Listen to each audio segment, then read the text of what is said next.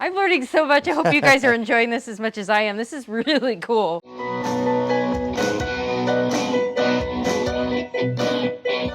Welcome back to Christina's Garage, Gearhead in Training. I'm at BC Fab in Rancho, Cordova. They specialize in air suspension, air ride, and I'm fairly new to understanding all the things. Why don't we go in and ask the owner, Art, what it is, how it works, and how do they install it on the cars? Art, do you mind explaining what is air ride? Because I have coilovers and shocks and leaf springs on my car. How does air ride and what you guys do differ from that? Coilover is going to give you just that static look. You're not going to, you have no adjustment except for manual adjustment of the coilovers, whereas air ride gives you an automatic adjustment that you do control, but you can control it up and down. Plus air ride looks cooler to me. Static's cool, it really is, it's lowered, but air ride looks way cooler to me than everything. And it seems like the rivalry between hydraulic and air, what is the difference? Because they both have the adjustability. They both have adjustability, but the only difference between hydraulics and air is the speed. Hydraulics are way faster than air, and they're consistent. They're ran by batteries, where air is ran by compressors, which is also ran by batteries, but it's a lot quicker, a lot cooler on hydraulics, because you can see a car almost tilt up on its side on three-wheel. They have tried to do that with air. They do it, but it's very difficult to do it with air. Other than that, you know, hydraulics, I say for the fun part of it, hydraulics are funner, but air ride is a little more safer for the most part. You know, drawbacks to air ride, airline blows or something like that will kind of leave you stranded because your car's going to go down. Something happens like that, but the same with hydraulics. Hydraulics, if the batteries are dead or a battery can blow up, you know, and it does, that'll leave you stranded as well, you know. But the drawbacks to air, there's not too many, except for just a couple little things with airline, you know, issues. Like I said, you'll blow a hole in an airline if a rock hits it just at the right, you know, moment. It could, you know, it's all DOT approved airline. It's air brake hose. All this came from like semi trucks, big rigs. Big rigs run air brake hose. Oh, I didn't know that. It's air brake hose is what it is. It kind of came from that. They're just miniature versions of the big airbags that trucks have. And that's what, then somebody decided to throw it on a car, and here we are 30 years later, 40 years later with air ride. You know what I mean? So. If someone is saying, hey, I want to get air ride on my car, they've never had it on their car, they don't know how it works, what is the process of you guys first evaluating the vehicle to see, you know, how, because I'm assuming you set it up a little bit differently depending on the car? Depending on the car and make and model and stuff like that, yeah, it's pretty much, air ride's pretty cookie cutter. It just depends on the car itself. Impalas are Impalas. There's a couple differences in some Impalas, but not much. Lincoln Continentals are set up differently, as they don't really have a frame underneath them. Oh, I didn't know that. Yeah, Lincoln Continental's a unibody. You know, it's just a matter of how we tie into the body or the frames, really, on all the cars. Usually we make all our brackets in-house for all these cars: Lincoln Continental, Impala, C10, Cadillac, all years Cadillac. So it does differ bracket wise, but it's all the same. Set up 4 airbags, run the airlines, put the tanks in the trunk, run power wire for the compressors, away you go. So it's custom made in the, like, or you individually make it for the specific car, for but it's specific cars. It's installation wise, it's pretty much the same on all cars. Trucks are a little different because we're usually taking out leaf springs and doing parallel links in them. It takes a little longer to do trucks, where, you know, cars, they have trailing arms. You know, they run a trailing arm with the axle, and most of the time the airbags sit on the top of the axle in the rear, where we have to make it sit, or make brackets and axle mounts for trucks. So that takes a little while longer to do trucks than it would cars. Cars are pretty easy, but trucks take a little while to do because we're doing notches and we're doing parallel links on them. This is like before you've done anything on it. Right, this is just us taking the bed off, getting it prepared to do what we call a super notch on the 63 to 72 frames. On these trucks, they have a crooked aspect of this, and we call it the crooked notch for that reason, because this takes place. It's bent to the angle of the frame, so it can add on here, and give you. Basically, we do this so this axle can come up past where the frame usually would be. When we're done welding everything in and it's all solid, we cut the center directly out of it. Oh, so this won't be here. That will not be there. We'll get the side plates mounted to where they need to go, figure out where everything has to go. Once everything's welded in and solid, we cut the center out of here. And then that way, that allows this axle to travel up another 7 or 8 inches. So that's where you get a lot of the lowering, so where it lays flat on the ground. So this is 8 out of 10 times is we're doing this, but there is some people that don't want to cut through their bed floor and raise the bed floor. So we have other ones that are similar. They're a crooked notch like this, but they bolt onto the frame. We like to weld them because it's a little stronger. They bolt onto the frame and they stay under the bed. So it doesn't come up here. You don't cut through any of this. You just cut a little bit out of it for the axle to travel up 2 or 3 more inches. So will it like sit, it would just be sitting a little bit different depending on... It sits a little higher. It doesn't lay out as much as it does because a couple reasons. Like inside the bed, you have your wheel wells. And those wheel wells are on a fixed point. And those wheel wells only allow the wheels to sit so far if you leave them at that fixed point. When you're getting extreme like that, the wheel wells, what we do, we'll lift the wheel wells up in the bed, mount them properly so they're up, and it allows the tires and everything to go up along with the axle with the big notch. You need to know the tire size, the wheel size and stuff too, so that you know how it sits. It always helps. Only because, it's weird. If you run a really small tire, really small rim, you can almost get away with not having to lift the wheel wells up because it's smaller tire, smaller diameter. But 9 times out of 10, you do if you're going to go extreme and want the truck to lay out completely flat. So you said this is like on the range of like extreme to like moderate. Where would this one be? This one's moderate to a little extreme, only because we are doing a super notch in it. We are doing a bed floor raise on it. And it basically will sit to the mechanical limits of the vehicle, which means, there's no body drop on it. We're not doing a body drop or anything like that, which a body drop just gets rid of the body pucks that go between the frame mounts and the body. And it will sit as low as it possibly can without any extreme modifications, kind of like we did on that one over there. So basically you can see this frame's a little different than that frame. This frame's actually runs fairly straight. So you notice that one has a crookedness to it. This one's straight. So we were able to do just our basic notch, but it's still an extreme notch because you can see how high it goes.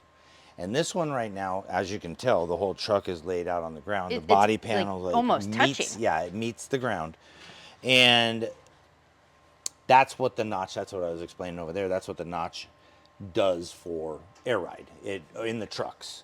We also run the outer bars that are from there over are your lower parallel bars for a triangulated link. Our triangulated links, and I don't know if you know much about the triangulated links, a triangulated link is like this. This is triangulated.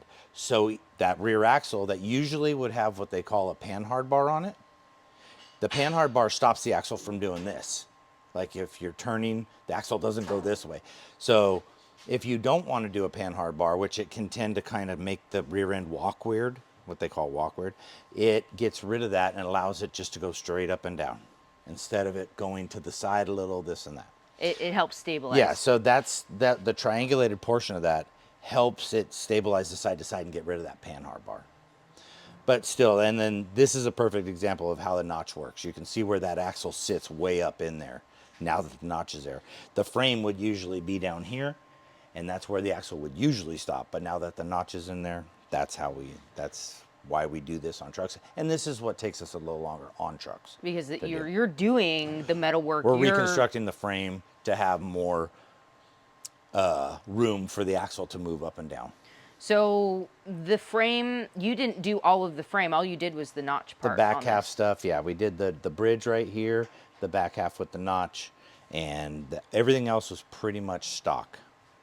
That's crazy. It looks like like you've done a really good job because it looks like it came like this. Right. Which is what you want it It's to what look we like, want it right? to look You're, like, you're you paying know. for something to be done. You don't want to Correct. look at it and go, "Oh, I can tell what was it there, what wasn't it." It Right, looks right. like it was meant to be this way. Right. And that's the way we usually try to make it. You know, there's instances sometimes where it just, you know, you definitely can tell it looks different. But that's just, you know, just depends on which truck or car you're doing. So And this is the compressor you were talking that's about? the tank. These are the compressors down here to the Oh, side. okay.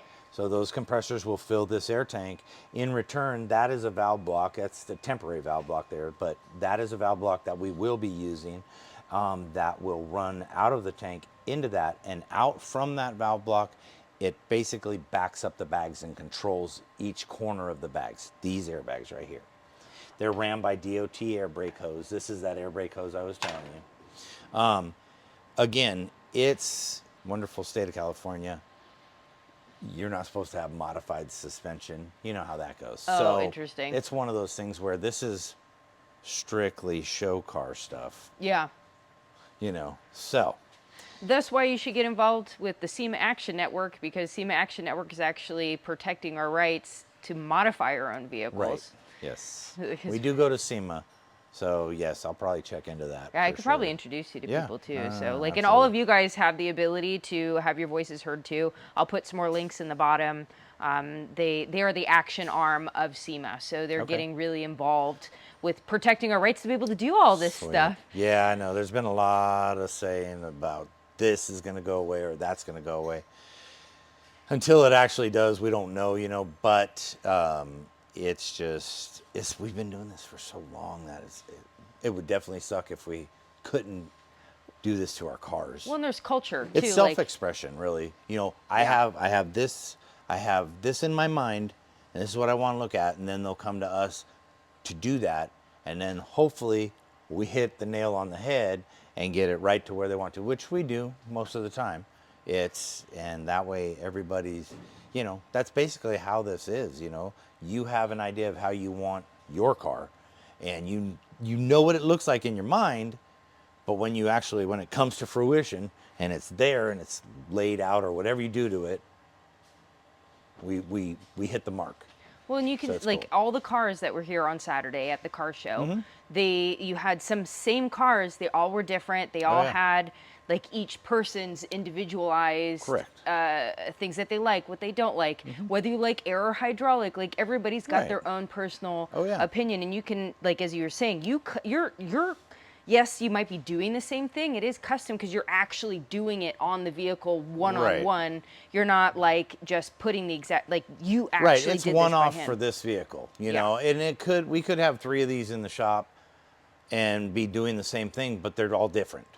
I always say we could do 10 of these in a row; they'll all be different. Is it So, however someone wants it to touch the ground, how high they want to that's go? basically the normal stuff. Like, do you want to lay the what we call the rockers on the ground? You know, you lay the rocker panels on the ground. Okay, we can do that. You know, how we do that, we'll figure that out as we go, or this is how we would set it up. And, you know, the customers, like, we explain to them, we kind of educate them on that. Hey, you know, this is your best bet. It's a little more expensive to do it this way, but less problematic, vice versa. You know, just either way, we would try to work with everybody on their budgets. Unfortunately, when you're building cars, budgets kind of get blown out of the water really quick. My husband won't see this, so it Yeah. doesn't matter in that regard. So you have the tank here. So you said it goes from the compressors to the tank and then to the valve block right there, that black box right there. So an airline will come out of here, out of the tank, into that, and out of that, 4 airlines will go out, 1 to each will. got it. That's what I was wondering. So there's only one setup of compressors in the tank, and then Correct. everything else will go to Everything the front. else is controlled through the valve block. And do you ever have situations where you have multiple tanks or anything like that? Yes, 2 tanks. I've seen people run 3 and 4 tanks just to have more air. I don't know if you saw the Tesla that was outside with the base guys over there? I didn't see the one over there. Okay, no. so he has, so you see how big this tank is. This is a 6-inch round tank, 28-inch seamless tank. And we have tanks down to like 2.5 inches or 2 3/4 inches. And he has 9 of them inside the front of his Tesla. Just like that. Pretty cool, pretty neat. You know, he's got like plexiglass ring holders that are all lit up that hold the tanks in there. So he's got 9 of them. And he's got four of those compressors sitting inside there as well. And you So it's said the pretty neat. compressors are powered by the battery. By the battery and or batteries, because usually when we're putting this much electrical load on these older cars, we like to either upgrade the alternator and run a second battery if possible, if it's within their budget.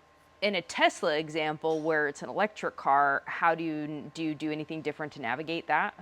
No, they just take, no, because the Tesla batteries, I mean, I think those things are, I don't even know how many volts those things are, but they can handle a lot of power, and or you run your own power cell, So separate. which that gentleman does have his own power cell for the audio system he has in that. Oh, well, that was like...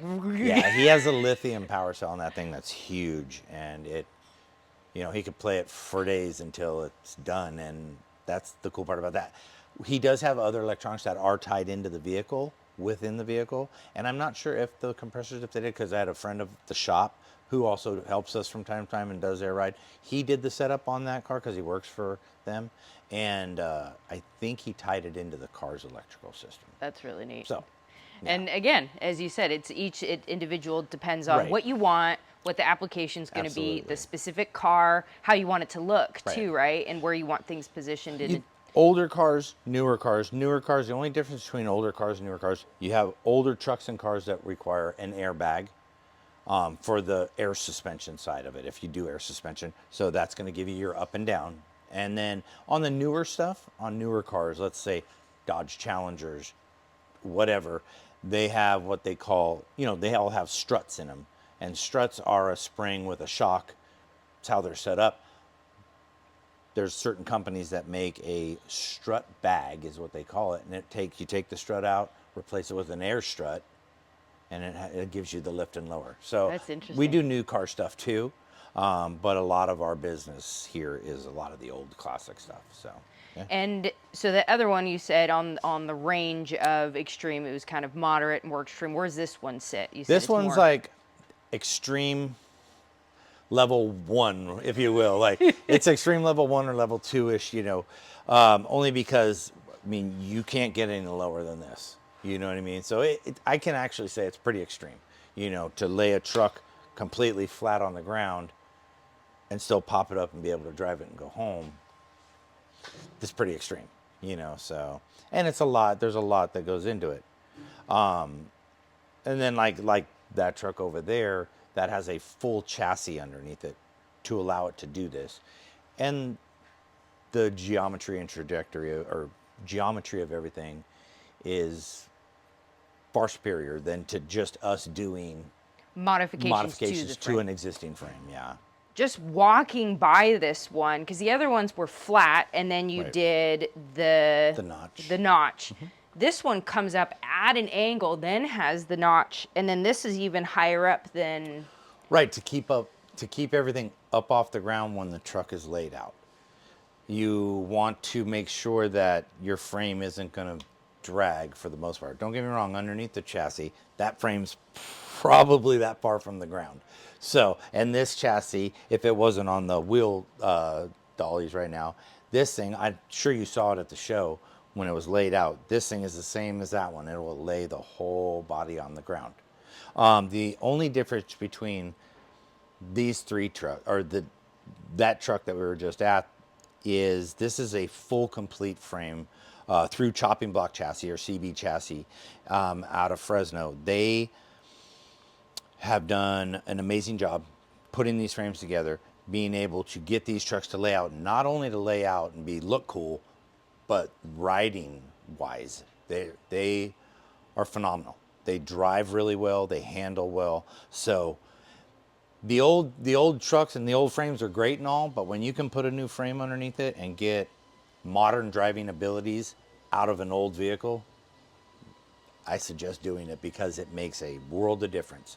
Best of all the worlds. It's not cheap by any means, but this is the most extreme, fairly most expensive way to build a truck. Build one. I say build, not just do air ride on it, but build a vehicle. Build one of the old cars or trucks. So you said, because the other one had triangular, this one has triangle, but This is it's shorter here, not right. all the way up. You have your parallel bars. The ones on that truck were outside the frame because the frame's so short on that one. So we did them outside the frame on that. This one, chopping blocks incorporate them inside the frame, where the lower bar and the upper triangulated bar ran through the same bracket that's welded onto the axle. And it works really well. Again, no panhard bar, so it doesn't go side to side. You want that when you lay these things out, you want them to go straight up and down as much as possible. So that's where triangulated links come in handy, and or what they call a Watts link. A Watts link is something that is circular. It has an arm that goes that way, an arm that goes lower, and it acts like, it's push-pull basically, and it welds or clamps onto the axle, allowing the same aspect, just a little different look to it. And the air, what do you call them, the airbags? Yes, airbags. So the airbags and the other ones were going to be what, like right here? Yeah, they're what we call over the axle and on the notch. And these are bag on bar is what we call it. It's literally on the bar. Mm-hmm. The bag mounts and bars are on the And you said that it affects the ride, that it's not, like it makes it smoother? What affects the ride is really having shocks. And honestly, the way the triangulated link works on this, you still have your, you can still move fairly well side to side, if you're turning and stuff like that. You almost could road course this truck with this frame underneath it when it's done. So I'm not kidding. Like we also did a little newer, I say newer, but it was a 72 C10 for a really good friend of ours, the yellow and white one that was right over there. That had a chopping block frame under it as well. And I've had a lot of bagged cars and trucks, and I drove his car after we got done with it. I drove his truck, sorry, after we got done with it, and that thing rode so good. You're like, can I just take this home? I was like, hey, well, let me borrow the truck. So it was just nice. It was cool. It's definitely an upgrade to what comes with these trucks, for sure. The truck bed, how will that sit? Because the other ones, it was like here and then it notched up, but this is, the whole thing is up really high. So right here, they have these raised members as well, but this is a raised member for the bed rail that goes across when the bed comes on. And then it will also meet, there'll be some bed rails right here on these holes. It'll meet right there and sit on there as well. And then we will tie everything together and lift the bed floor and make it look just like a bed, but it basically, instead of it being this deep, it's gonna be maybe that deep. Got it. So it will start kind of like here. It'll probably sit right about here, yeah. Okay, because I've noticed that some of the, I went to another event and I was like, wait, the trucks, they were the exact same truck. It looked like the same year. They were both white, right. But I was like, oh, one's a little bit higher, one's a bit lower. And then the bed on one of them looked, so that makes a lot of sense. I had no idea. That's what we call a bed floor raise.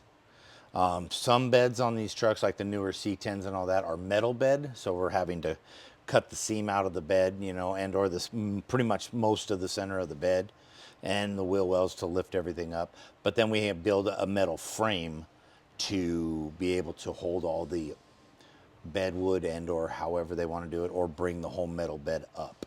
So from the outside, it will definitely look It'll all more look different. stock. It will look.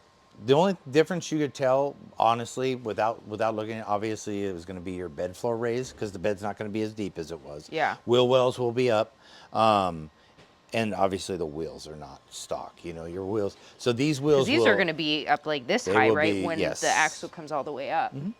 So you're basically, just to show you, kind of, and I can show it to you real quick. It just. Oh. So you can kind of see how it goes down, and it will sit just like this. This is what we call a Schrader, so we can get it around the shop. We had that on the fair lane that we raced in the Great Race. We popped a hole in it. We had issues the second day. Dang it.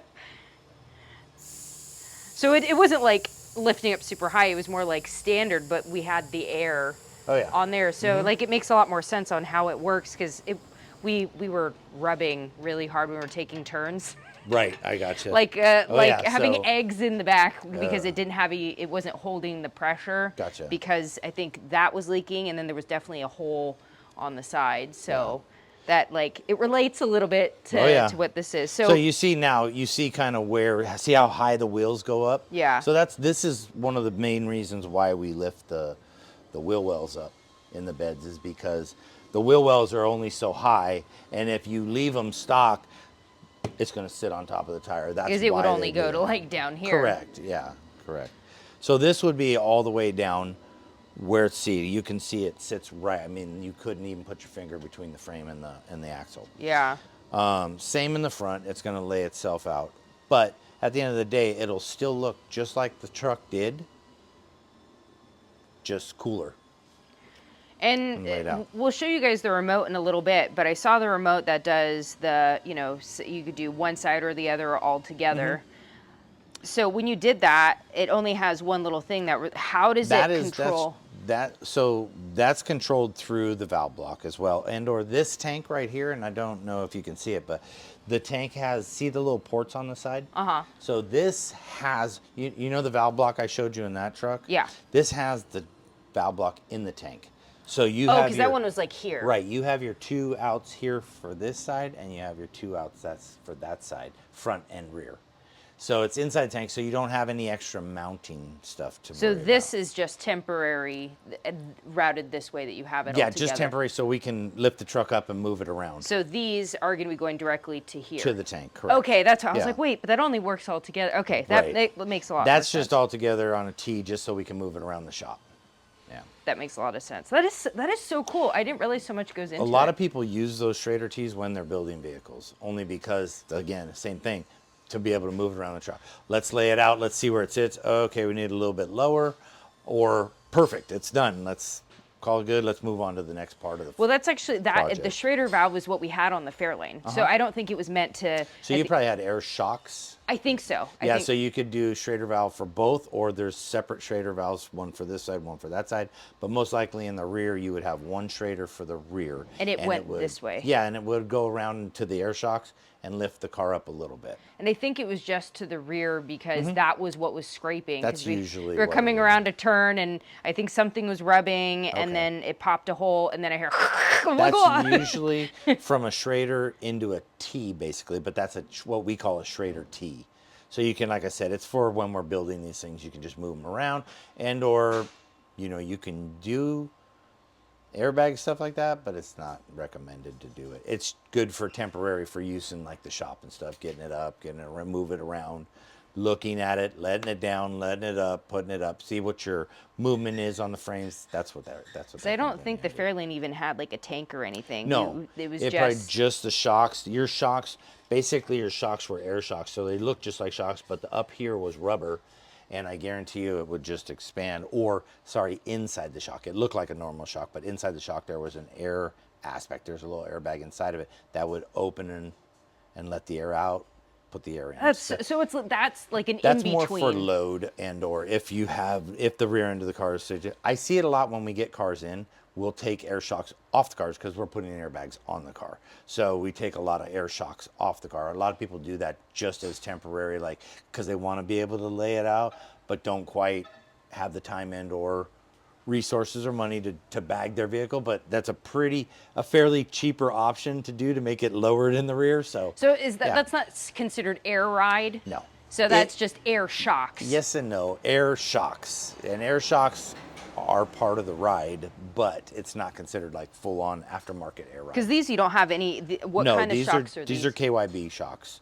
They're just a normal basic shock. Better than a low basic shock, but what do they usually have in them? There's either gas charged shocks or oil-filled shocks. Okay. Yeah. That makes. I'm learning so much. I hope you guys are enjoying this as much as I am. This is really cool. So like I said, this is our Schrader T. You got 2 lines. This is just a temporary, there you go, line just to get the rear end up and down. So this will move now once I do this.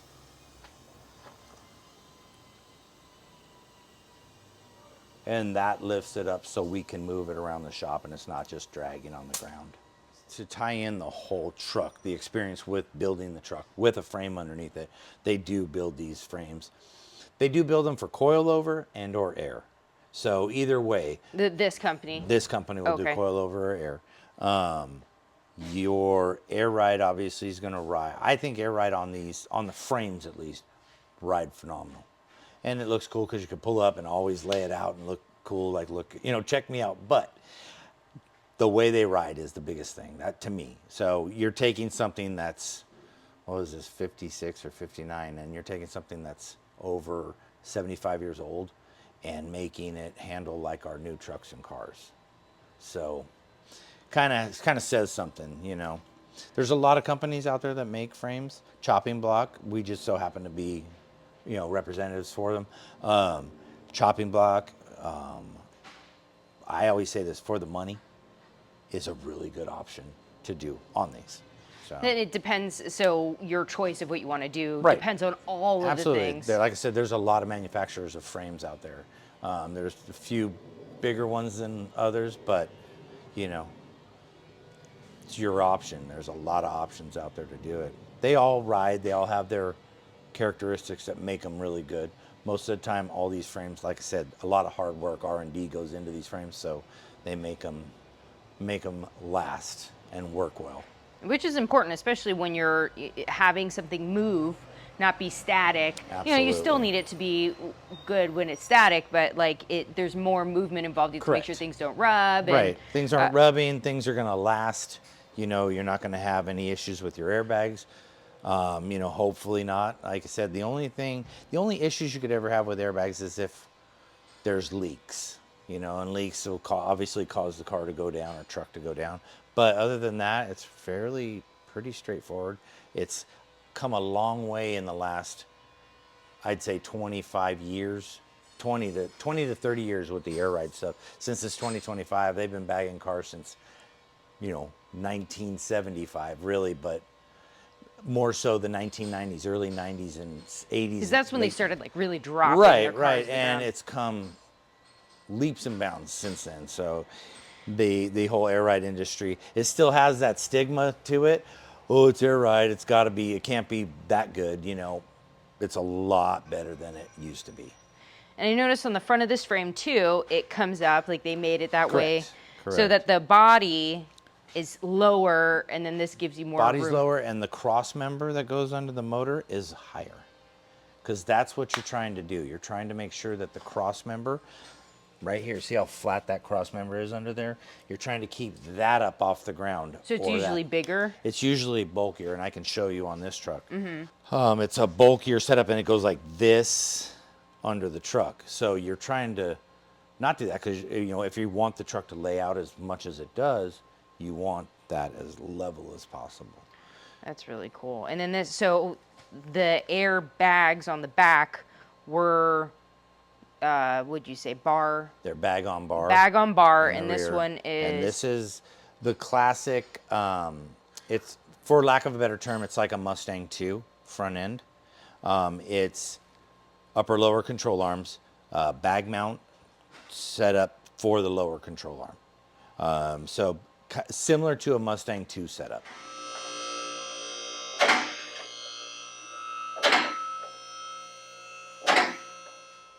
That truck, you can see how flat that cross member is. Yeah. And you see how this one comes down. So there is ways to do that. And over there on that table where we started talking, those are the control arms for this truck. And we have what we call drop pockets that we put in these arms. And it allows the lower control arm to completely sandwich up here and really get it laid out. But you are pretty much You're limited. You're limited to where you're going with this. So 9 times out of 10, you have this. You have a transmission cross member, or sorry, basically the transmission cross member and the rear tail shaft cross member. So depending on how low these sit, usually sometimes we'll take and we'll cut these flatter and flip them over and strengthen them stock wise. They do make different versions of this. Like I said, that company makes a kit for this car. Besides whole frames, they make front half, cross member, and they also make a rear back half is what they call. So the back half is just that same frame that you see, but the whole inside of the frame from here, because the cross member will change, all the way back to about here will be all stock chassis. And does it make a difference between full frame versus unibody? Like my Camaro is a unibody, so. Yeah, full frame is obviously it's a little stronger. It depends on who you ask. You know, a lot of people are like, well, you can make a unibody just as strong. Unibodies are definitely lighter. That's why everybody loves the Camaros for horsepower type vehicles. You know, but in all actuality, a framed vehicle is going to be stronger than a non-framed vehicle. And for the application of air ride, for you, what's the difference when you're working on a unibody versus a full frame? Well, like unibodies, we have to manufacture links to tie between the unibody rails, like for the rear. Whereas, you know, frame-wise, we have a frame that that's already preset, it's already metal there. You have a lot of options when there's a frame there, whereas we only have certain options with unibody, because the unibody still, even if we add stuff to it, is going to be weaker. It's like me mounting a 4-link to the body panel or the frame. That makes sense. If you know what I mean. So the process will be a little bit different depending on what you have. Correct. That is really cool to like be underneath it too. Yeah, to kind of see, to kind of get an idea. You know, it's just basically, you know, this is going to stay stock on this one is going to stay stock. This is your airbag. This is where your airbag mounts with the plate. You know, obviously we channel our airline all the way down, keep it away from any heat sources, this, that, the other. We've been doing this so long, we try our hardest to knock out all the stumbles out of the gate, if you will. You know, because we try to like keep everything away from heat, try to keep everything tucked away where you're not going to have issues, double check everything before we mount it, as far as doing an air pressure test, seeing if there's any leaks on the fittings. If not, cool, put it in, let's go. But other than that, it's, you know, pretty straightforward. And like I said, I can't reiterate it enough, it's a lot different than it used to be. So this is when the bags like would be fully inflated. Man, it'd probably be about this tall, because it'll expand and shoot down a little bit. So it'll probably be, you know, that tall. I think there's about 11 inches of travel total if you know, from down. That's up impressive to have that much travel. You can. It's limited by how far these upper control arms will come down, because these upper control arms will be up when the vehicle's laid out, but then it comes down, and that's basically it. The airbag can't push it down anymore. So that's why you're trying to figure out a way to get the bottom and the top to get as much travel. Correct. The lift-wise is fine as long as it's above the tire so people can drive. Not a problem with that. It's basic when people airbag cars and trucks, they're trying to get them as low as possible. So what we try to do is when these go up, they go up. You have your lower control arms. That's where those drop pockets come into play, where it sits around here and gives you about another 2.5 to 3 inches of depth into the control arm that usually wouldn't be there. So you can actually sandwich this whole control arm up and the airbags stay inside of it. The front clip on this truck was a stock clip. It had its original 6-cylinder motor in it. The gentleman who we're doing this truck for wanted to keep the original 6-cylinder in it. Most of the front clip aspects that we do for these trucks and cars are set up for V8. So we actually had to make our own motor mounts for the front, a front cross member, and the motor mount in the front to hold it. So with that being said, this is a Jimenez Brothers front clip. Jimenez Brothers are a great company. We sell some of their stuff as well. But you see right where it goes back down to that weld right there, that's stock frame back. Got it. Then everything we've done in the back, obviously. So for the most part, this 70% of this frame is all stock. This is all brand new, just to accommodate better driving and to lay it out. Like that other one Better where handling. it was much thicker. Correct. You're allowed. That's how it's able to get all the way down. See how it goes up here, goes back down? It's that cross member. They're just trying to keep it up as high as possible so you can lay the vehicle down like it is. That's really cool. And I didn't realize that that's what type of engine it was until you mentioned it. I'm like, oh, Yep, stock it doesn't look, because I'm 6-cylinder. used to seeing, Because I've seen a slanted 6 before. And it's V6, you know, they have I don't know if I've V6s too. seen V6 is just a smaller version of a V8. It's just a little bit shorter, A little right? shorter, yeah. Missing a couple cylinders.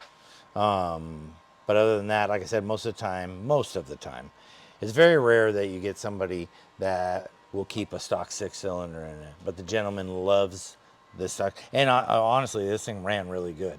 When when it was driving, when it came in, we were driving around a couple, you know, in and out of the shop and stuff. It runs really good. So, Oh, and you don't see them very often, so right. it's kind of cool. So it's pretty neat. Yeah, it's pretty neat to be able to do that. When you guys are doing the frame, like obviously, you know, we see it how it is right now.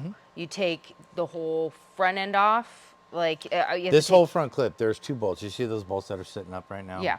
So I can take those off and literally pull this front clip off the truck. And you have to pull the engine out, right? I do, in and out. It's not now because we have it mounted now finally, but you know, when you're doing it, in and out, test and fit, test and fit.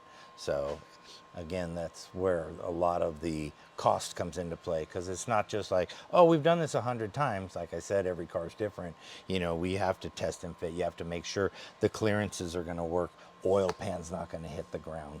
You know, you're not going to crush anything when you lay the car out. That's the biggest thing about it. And when you're making the frame, there's obviously different parts. You use the CNC machine to cut certain things, but how do you figure out, like, okay, like how you showed that one piece, that one side panel that you had cut out for the green car? Oh. So do you find like a couple smaller pieces to get an idea of how it's going to sit? Yeah, we clamp on both sides, and we get to figure out where it's going to sit, level it out, use a small little level it out, and that's where we call it. As long as it's level with the truck, or level with the frame, I should say. If the frame's straight, you know, the little bubbles in the center, as they say, that's how we set up the notches, you know, so it has enough room. And I think that's what you're talking about, right? The notch. Yeah, like figuring out, like, okay, I see it in the final, right? You know, and seeing it kind of beginning and kind of in between. I guess my brain is going, how in the world do you like figure out, okay, this is specifically the size I need, and then, you know, obviously you have to test and fit, but it's welded too. So we will tack weld everything, just kind of barely tack weld it. So if we have to, we can just kind of, you know, bend it back off, get up, so we can make sure that, okay, looks good. We'll do it for both sides. We'll do one side, set that up. We'll do it for the other side. Then we run a longer level across, make sure it's level side to side, and then make sure it's level this way, you know, with the vehicle itself, the way the vehicle is sitting. So it's, like I said, it's a lot of test and fit. It's off a little bit. We need to grind that weld back off, tilt it forward, tack weld it again, and see. Do you use any, because I know some people use computer programming for 3D stuff. Yeah, or do you do... well, I already have them already nested, you know, for my machine. So we consistently cut the parts all the time. So it's something that we do all the time. But yes, when and if we ever want to do something different, we have to actually draw the part in a CAD type software and get that going, so we can actually make sure it works for what we're trying to do. Because I was seeing it like all these different moving parts. I'm like, oh my gosh. So like Jimenez and Chopping Block, they obviously have their own programs that cut the metal out, and the frames, when they're done, they put them together, they send them. You know, the cool part about Chopping Block, which kind of keeps cost down, is they're what they call a modular frame. And the modular frame, it comes apart. You actually put it together. So you put it together, it's like a puzzle almost, but Legos. you know, yeah, like Legos, yeah. But you put it together, bolt everything together. We obviously like to weld everything because it's stronger. So it is a bolt together frame for the most part, but I really like to see it welded in certain spots. If you know. So you bolt it together first. Bolt it together first, get it looking like a whole frame, and then we're like, okay, we can weld it here, weld it along here. It'll give it strength. It'll last. You know. Again, you can totally rely on bolting it all together. That's what it's designed for. If you're just, you know, average Joe guy doing it in his garage, totally can. But we prefer, here at the shop, we prefer to be able to weld stuff together just for rigidity and length of use, you know, so we don't have any problems down the road. if someone wants to DIY, doesn't want to have you do all the work, you also, people can buy Do that. just sell parts, absolutely. Yeah, we sell parts for DIYers or shops. A lot of shops buy from us because we already have the parts that are made for most of the cars that they're working on. And if it's a car that we don't specifically have a kit for, we have what we call like four-wheel coil spring car kit or leaf spring car kits, because they'll even have Mustang 2 on the front with leaf springs still. So we have every part and piece to be able to do pretty much anything to any car out there. And you're mentioning education is the most important part, It so is. making sure they talk to you or Correct. come in person, call over the phone to be able to figure out specifically how you can best set them up for success. Right. Most of the time, we'll get a shop that calls. They know what they're doing, so they're like, "We need X, Y, and Z," you know. But again, we do get the phone calls like, "You know, I'm new to air ride, and I want to do this to my car. What would be the best way to do that?" And we'll just spend half hour, 45 minutes on the phone with them, kind of educating them, letting them know it's easier than you think if you're going to try to do it yourself, but it will have its challenges. Well, there's two different ways to really control these vehicles. Obviously, there's separate valves, which are 8 separate valves, 2 per wheel, because you have an up and a down. That's a cheaper way to go about air riding your car or truck. There is a valve block, and the valve blocks are all in one. There's 8 valves, 4 ups, 4 downs, one for each bag on the vehicle, and then they're controlled by 2 different ways. There's 2 different types of. This is a manual, what we call a manual setup. You control it up and down. You have 7 switches. Your center switches are going to be usually cord forward is front of the vehicle, rear of the vehicle. Center is your all front up and down, and then rear all up and down.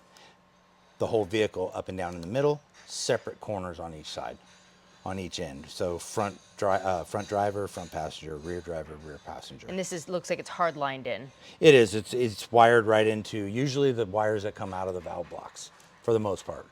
You do have some that are dedicated only to their own valve block. Airlift makes one.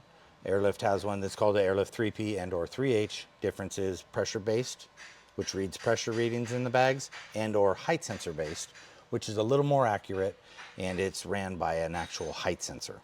Oh, interesting. So, and this one has less buttons than the other one. This one, it has the same amount of buttons. You can actually feel right there on the sides. You feel the ups and downs, the peaks and valleys. Oh, got it. So that's the same as this pretty much, up and down, but just in this form. Got it. Now this one, the only difference between this and the manual controller is you can preset these for ride heights. You just 1, 2, car will go to where you set it, and you go.